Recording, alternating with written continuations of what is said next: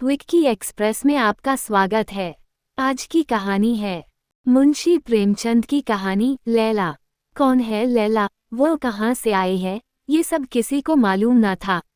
Tehran की चौक पर एक रोज लोगों ने खूबसूरत सुंदरी को हाथों में डफली लिए गजल गाते और झूमते देखा। देखते ही देखते पूरे तेहरान में एक खूबसूरत महिला की चर्चा होने लगी। वो कोई और नहीं बल्कि लैला ही थी।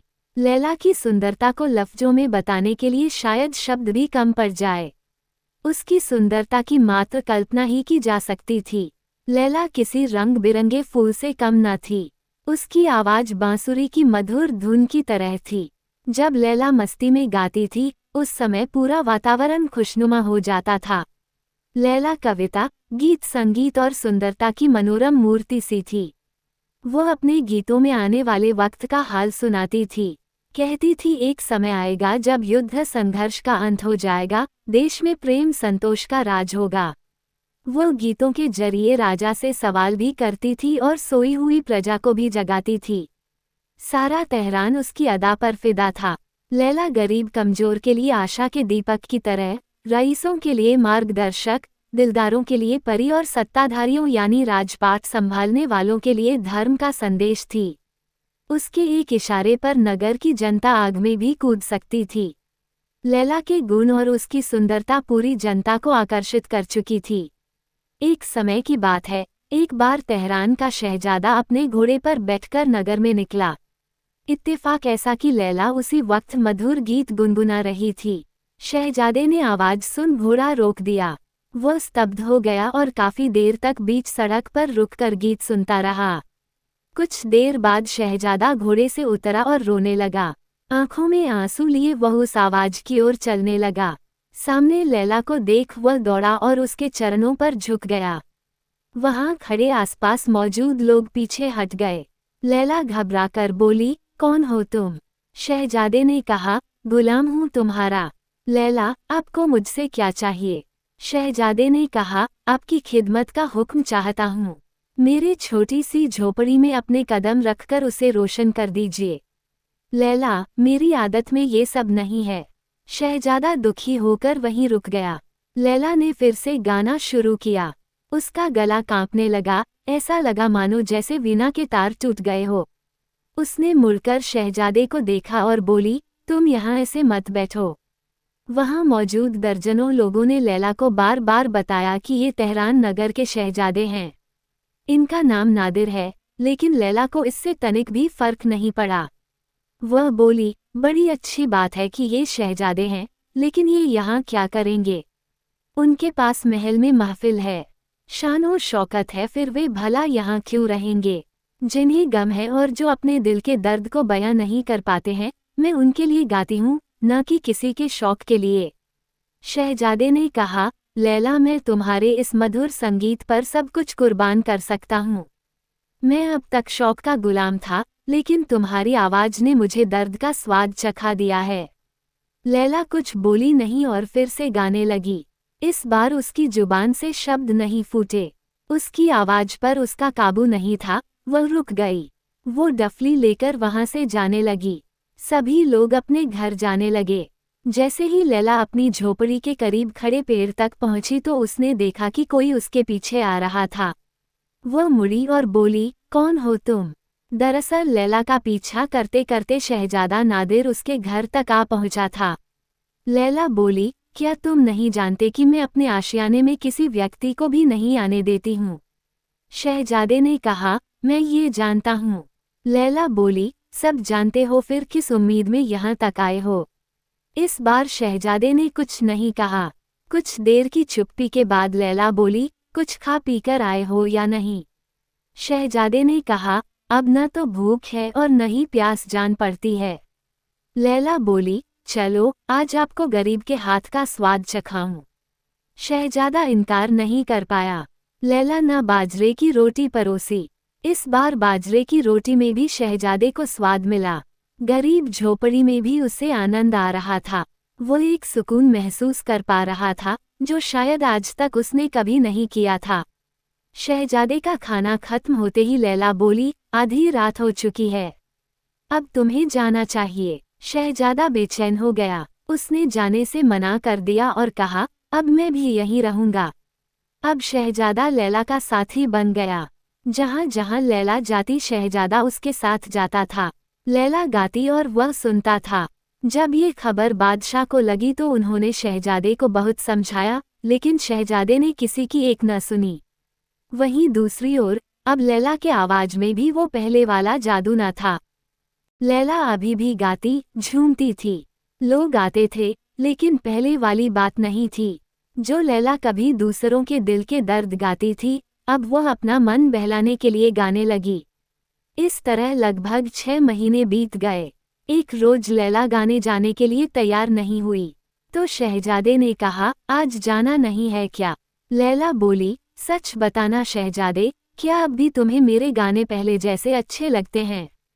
शहजादे ने कहा, मुझे पहले से भी कई गुना ज्यादा मजा आता है। लैला झट से बोली, लेकिन लोगों को अब मजा नहीं आता। अब मैं कभी नहीं गाऊंगी। शहजादे ने कहा, हाँ इसका मुझे भी ताज्जुब है। लैला बोली, पहले मेरे दिल में सभी के लिए समान जगह थी। पहले मेरी जो आवाज निकलती थी वह सभी के दिलों तक पहुंचती थी, लेकिन अब तुम औरों से अलग हो गए हो। आज से तुम मेरे सब कुछ हो। अब से मैं तुम्हारे साथ चलूंगी। इस झोपड़ी में आग लगा दो। फिर पूरे तेहरान में जश्न का माहौल हो गया। घर घर मिठाइयाँ बन रही थी। शहजादे और लैला का विवाह हो रहा था। हजारों लोग मस्जिदों में एक साथ नए जोड़े के लिए लंबी उम्र की दुआएं मांग रहे थे।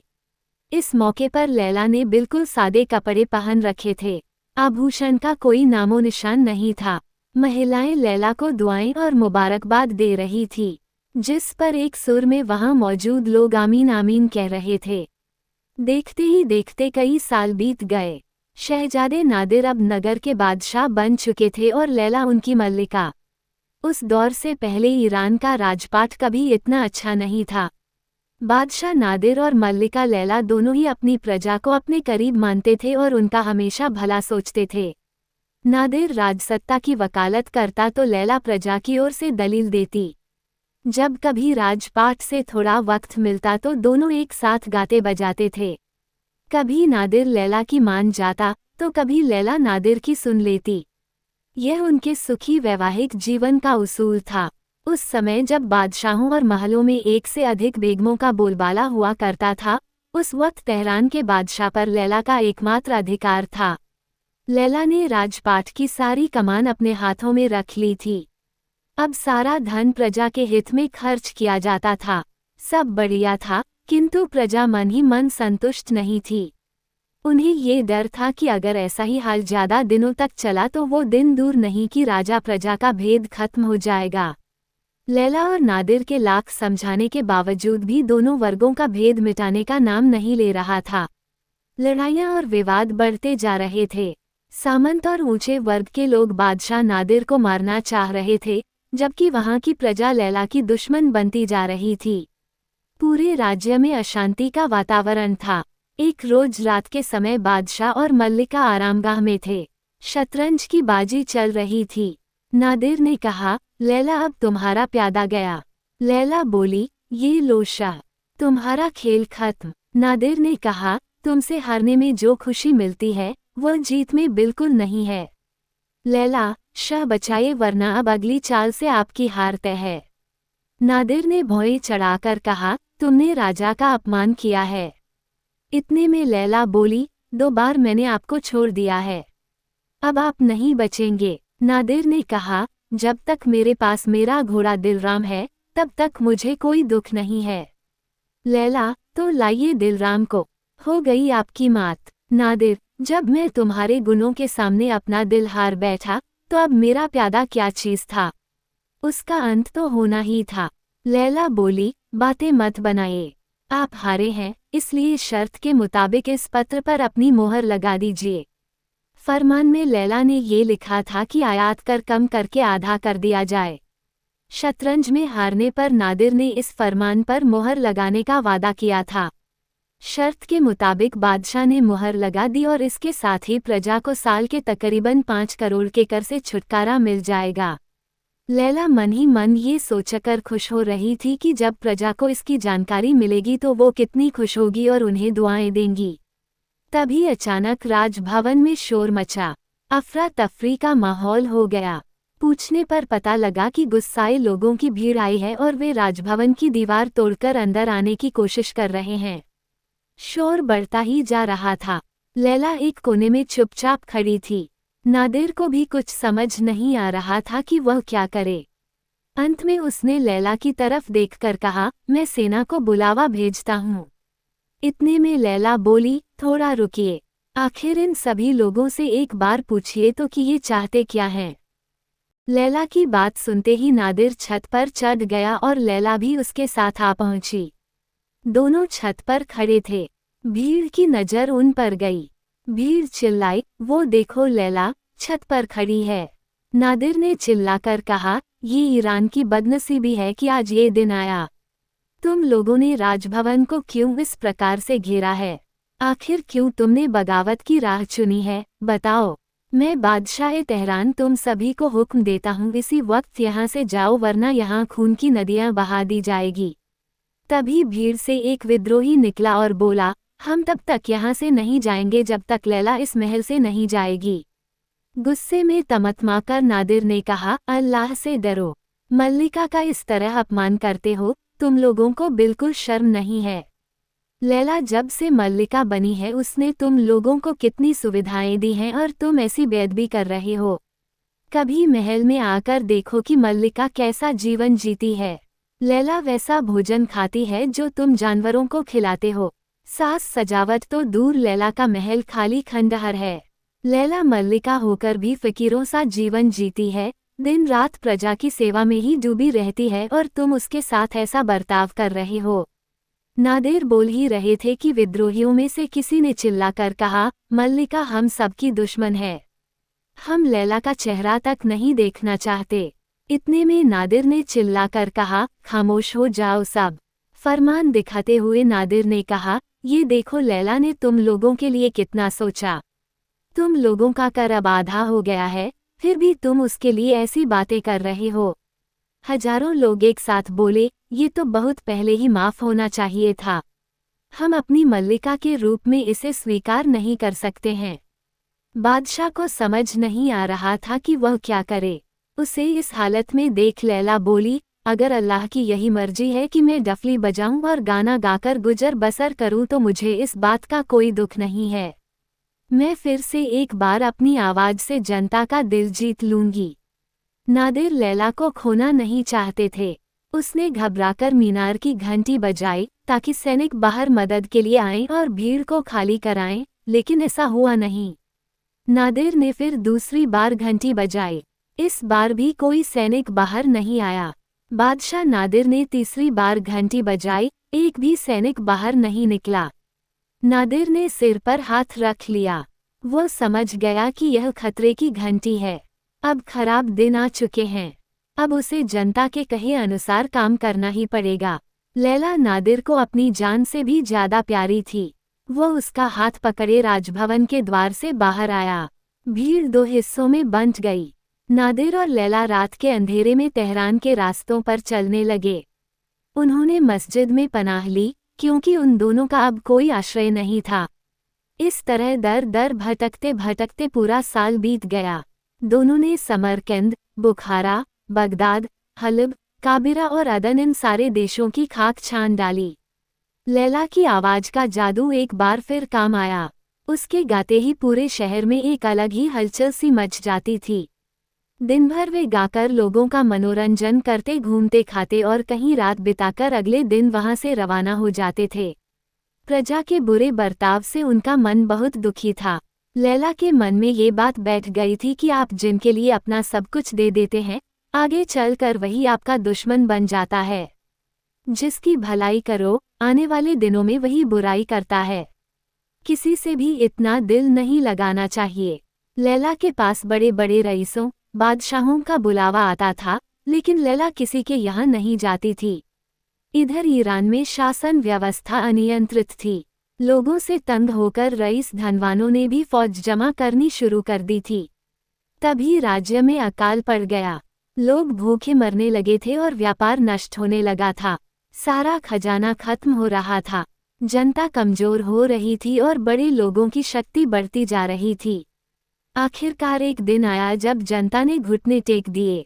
प्रजा ने जिन्हें नेता चुना, उन नेताओं को फांसी दे दी गई और राज्य में रईसों का दबदबा हो गया। उन्होंने राजभवन पर कब्जा कर लिया। अब उन्हें नादिर की भी याद आने लगी। शक्तिशाली रईसों को लगा कि बीते समय में जो हुआ उसके बाद नादिर और लैला का जनता के लिए प्रेम मर गया होगा।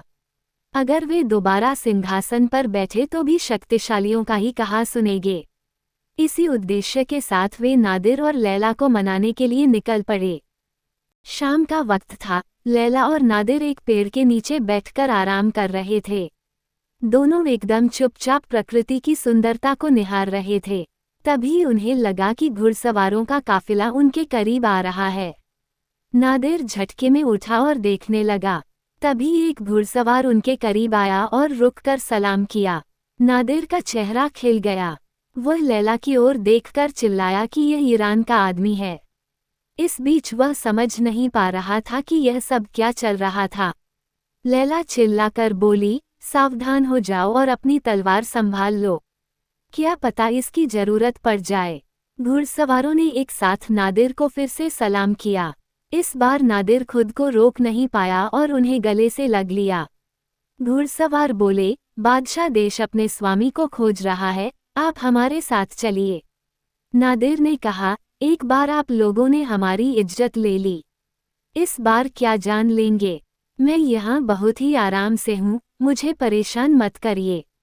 लोगों ने बार बार साथ चलने की गुहार लगाई, लेकिन नादिर एक ही रट लगाए था। काफी मिन्नतों के बाद वह साथ जाने के लिए तैयार हो गया। तभी लैला बोली, तेहरान की प्रजा मुझसे नाराज थी, आपसे नहीं। आप भले ही उन्हें माफी दे सकते हैं, लेकिन मैं नहीं। लैला के मुंह से ऐसी बातें सुनकर नादिर हैरान रह गया।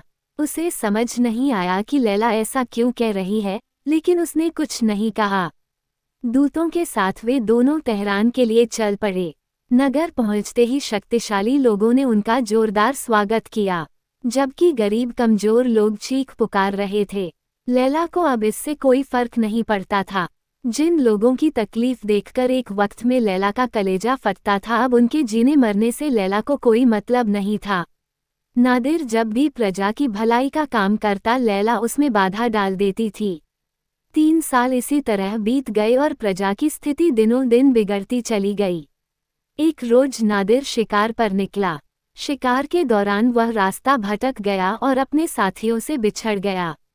वह जंगल में काफी देर भटकता रहा, लेकिन उसे महल लौटने का कोई रास्ता न सूझा। अंत में वह खुदा को याद करते हुए एक रास्ते पर निकल पड़ा। सोचा कि कोई बस्ती या घर दिखे तो रात में आसरा लेकर सुबह महल का रास्ता पूछ लौट आऊंगा।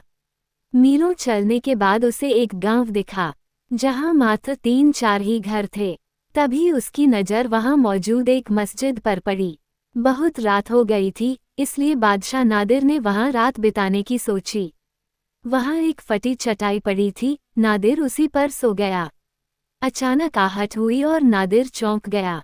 उसने आंखें खोली और एक बूढ़े को सामने पाया। नादिर ने देखा कि वह बूढ़ा व्यक्ति सुबह की नमाज पढ़ रहा था। नादिर इतना थका था कि उसे पता ही नहीं चला कि सुबह हो गई थी। वह शांत उस बूढ़े व्यक्ति को नमाज पढ़ता देखता रहा। बूढ़े ने नमाज पढ़ने के बाद दुआ मांगी। बूढ़े ने हाथ उठाकर कहा, ए खुदा, तू गरीबों का मददगार है, बेसहारों का सहारा है। तू इस क्रूर बादशाह का अत्याचार देख रहा है। तू देख रहा है कि कैसे वो एक औरत के इश्क में इतना डूब गया है कि अपनी प्रजा को भूल गया है। खुदा, तू उसे अपने पास बुला ले या तो फिर हमें अपने पास बुला ले। ये यातनाएं हमसे और न सही जाएंगी। ईरान अब इस अत्याचार से तंग आ गया है। आज से पहले बादशाह नादिर ने अपनी ऐसी आलोचना कभी न सुनी थी। दुआ के लफ्ज सुनकर बादशाह नादिर का खून सूख गया। उसे समझ नहीं आया कि वह क्या करे। नादिर वहीं सोया रहा, वह हिल भी नहीं पाया। घटना के 1 सप्ताह बाद तक नादिर सभा में नहीं आया। साथ ही उसने किसी सेवक से भी मुलाकात नहीं की। कमरे में पड़ा सोचता रहा कि आखिर क्या करूं। लैला से नादिर की ये हालत देखी नहीं जा रही थी। वो कई बार उसके पास जाकर पूछती कि आखिर बात क्या है, क्यों वे इस तरह से बर्ताव कर रहे हैं।